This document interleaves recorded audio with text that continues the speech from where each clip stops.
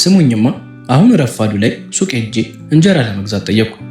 ባለ ሱቁ ከእጁ ላይ ያለውን ዱቄትና አቧራ አራግፎ ሲያበቃ ከመሶቡ አንድ እንጀራ ነጥሎ አንስቶ ምን ላይ ላድርግልህ አለኝ። በፌስታል አድርግልኝ አልኩት። ፌስታል መከልከሉን አልሰማህም እንዴ? ሰምቻለሁ፣ የምራቸውን አልመሰለኝም እንጂ አልኩኝ። በላሁን ፖለቲካውን ትተህ የሆነ መያዣ አምጣ አለ። ምን ላምጣ? ከፌስታል ውጭ ይሁን እንጂ ባንቀልባን ብትይዘው አያገባኝም አለኝ።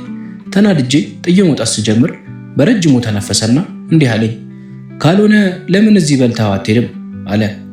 ወረድ ብዬ ደግሞ ወደ ፍሬም ባይ ፍራፍሬ መሸጫ መደብር ጎራ አልኩ።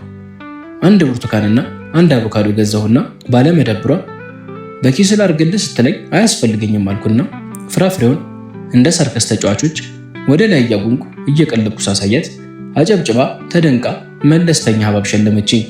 ያንን በቅፌ ይዤ ወደ ግቢያችን ስገባ አንድ ደስ የምትለኝ ትልቅ መቆንጠጫ ያላት ሴትዮ ብላቴና ልጇን ይዛ ስትወጣ መንገድ ላይ ተገናኘን። ብርቱካኑን ስጠኝ አለ ልጁ። አይ መንግስት እግዚአብሔር ይልህ እያልኩ እናቲቱ ተው ሰው አታስቸግር አለችው እየሳቀች። አረ ምን ችግር አለ ያዝ አልኩና ብርቱካኑን አቀበልኩት። ወደ አእምሮዬ ብዙ ነገር አሰበ። በዚህ አጋጣሚ ከሴትየይቱ ጋር ተዋውቀን ልጁን አያቱ ቤት ልከነው ዓለማችንን ስንቀጭ በምናቤ ታየኝ። ደረቴ ላይ ተኝታ የደረቴን ፀጉር እየዳበሰች አያንተ ጉደኛ ሎሚ ተወረውራለህ ብዬ ስጠብቅ ወደ ልጄ ብርቱካን ወርወረህ በእጅህ አስገባኸኝ አይደል ስትለኝ አስመለከተኝ። ከሰመመኔ የመለሰኝ የልጁ ደም አፊ ድምፅ ነበር።